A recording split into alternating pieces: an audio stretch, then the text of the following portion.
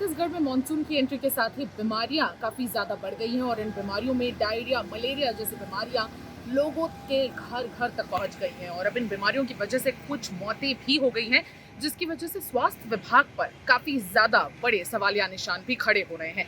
लगातार 8 महीनों में जब से भारतीय जनता पार्टी की सरकार आई है, स्वास्थ्य विभाग पर काफ़ी सारे सियासी मतभेद चल रहे हैं। अंदर ही अंदर स्ट्रैटेजाइजिंग सही से नहीं हो पा रही है और इस वक्त जब से स्वास्थ्य विभाग को सबसे ज्यादा एक्टिव होना चाहिए, उस वक्त भी जब मलेरिया डायरिया की समस्याएं हर साल यहाँ पर एक प्रश्न खड़े कर देते हैं स्वास्थ्य विभाग का, उसके बावजूद स्वास्थ्य विभाग इस पूरे मामले को कंट्रोल करते हुए नजर नहीं आ रहा है।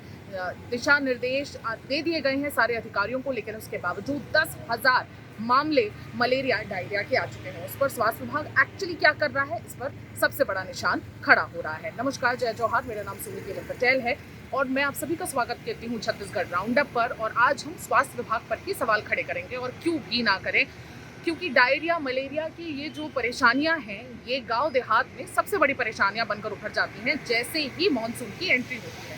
इस बार भी वही हुआ हर साल की तरह, और इस बार 10,800 से ज्यादा मामले मलेरिया के, डायरिया के मिलाकर आ चुके हैं और उसके बावजूद 5 लोगों की मौत भी हो गई है। और सबसे ज्यादा ये जो आंकड़े हैं ये सताने वाले हैं बस्तर संभाग के, क्योंकि बस्तर संभाग के बीजापुर, दंतेवाड़ा और नारायणपुर से सबसे ज्यादा मामले आए हैं। इनफैक्ट कुल मिलाकर 62% मामले इन्हीं तीनों डिस्ट्रिक्ट्स के हैं और बस्तर संभाग में ही सबसे ज्यादा लोगों को परेशानियां आ रही हैं। उसके बावजूद स्वास्थ्य विभाग अभी तक कुछ नहीं कर पाया है। इनफैक्ट मेरे पास जो डेटा है वो साफ तौर पर 13 जुलाई तक के डेटा मेरे पास अवेलेबल है और उसके अनुसार 10,830 मरीज डायरिया के मिले हैं और इन मरीजों में 5 लोगों की मौत भी हो चुकी है। और जाहिर सी बात है, इस पर सियासत भी हो रही है, लेकिन सियासत पर जाने से पहले मैं आपको और डेटा डिस्ट्रिक्ट वाइज भी मैं आपको पूरे तरीके से बता दूं। जैसे कि मैंने बताया, पूरे प्रदेश में 10,850 मरीज हैं कुल, और 2024 की पहली छमाही में मलेरिया के मामलों की जो रिपोर्ट सरकार ने पेश की है, उसके अनुसार बस्तर संभाग में ही कुल 1660 केस हैं, जिसमें बीजापुर में 4,441 यानी कि 4,441 जो केस है वो बीजापुर में है। दंतेवाड़ा में 1640 मरीज पाए गए हैं, कांकेर में 259, कोंडागांव में 701, नारायणपुर में 1509, सुकमा में 1144 केस पाए गए हैं। और मलेरिया में कुल मौतें भी कहीं ना कहीं जिस रेट पर हो रही हैं, उसी की वजह से अब जो सियासत तेज हुई है, कांग्रेस ने आवाज उठाई और कहा कि बिल्कुल एक समिति, कांग्रेस एक समिति बनाएगी और कांग्रेस वो समिति बना के इन सारे एरियाज में, इन सारे डिस्ट्रिक्ट्स में जाकर पता करेगी कि क्या एक्शन लिए जा रहे हैं, धरातल पर कौन से ऐसे एक्शन की कमी हो रही है जिसकी वजह से ये मौतें भी बिल्कुल जल्दी हो रही हैं और कितनी रिस्की सिचुएशन हो चुकी है। आइए सुनते हैं धनेन्द्र साहू ने इस पूरे मुद्दे पर क्या कहा है और क्या कांग्रेस की रणनीति है पूरे इस मुद्दे को लेकर।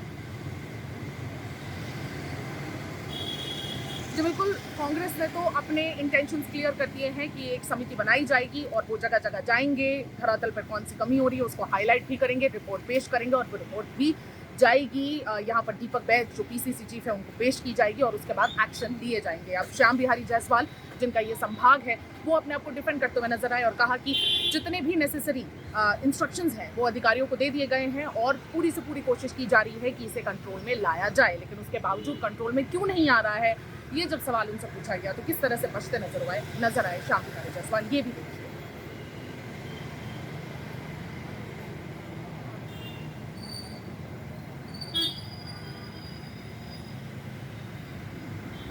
जी बिल्कुल, जिस हिसाब से ये मामला आगे बढ़ रहा है और मॉनसून अभी थमने वाला नहीं है छत्तीसगढ़ में, मलेरिया के मामले भी बढ़ेंगे, डायरिया के मामले भी बढ़ेंगे और सतर्कता सरकार की जिस हिसाब से होनी चाहिए, हर साल के एक एनुअल प्रॉब्लम के मद्देनजर इसको जैसे हैंडल करना चाहिए था, एक मैकेनिज्म रखना चाहिए था, सरकार का वैसा मैकेनिज्म नहीं है।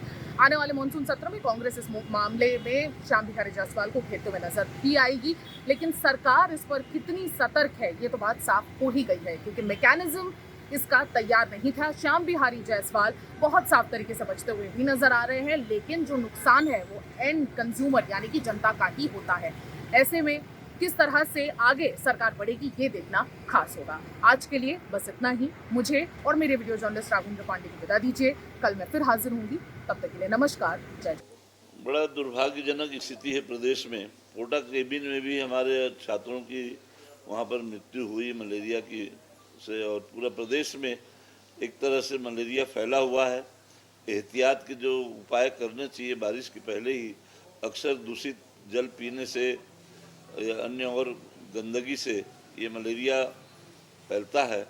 और इसमें जो मच्छर वगैरह के लिए जो इलाज करने चाहिए, छिड़काव होना चाहिए, जो छिड़काव तो बिल्कुल लगभग बंद जैसा हो गया है, इस पर पहल करना चाहिए। मलेरिया की रोकथाम के लिए इतना बहुत बड़ा बजट आता है, केंद्र से भी बहुत बड़ा बजट मिलता है, राज्य का भी बहुत बड़ा बजट है, लेकिन इसके बावजूद भी सरकार फेलवर रही है।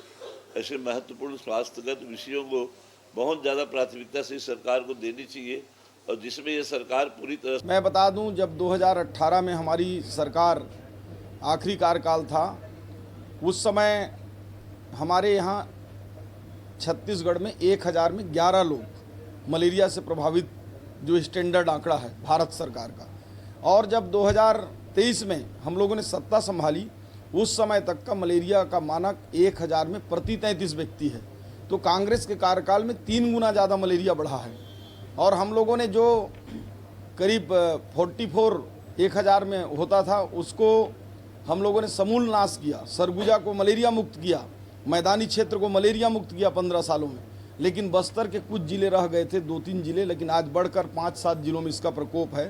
पूरे बस्तर को मलेरिया मुक्त हम इस 5 सालों के अंदर करेंगे, हमारा संकल्प है।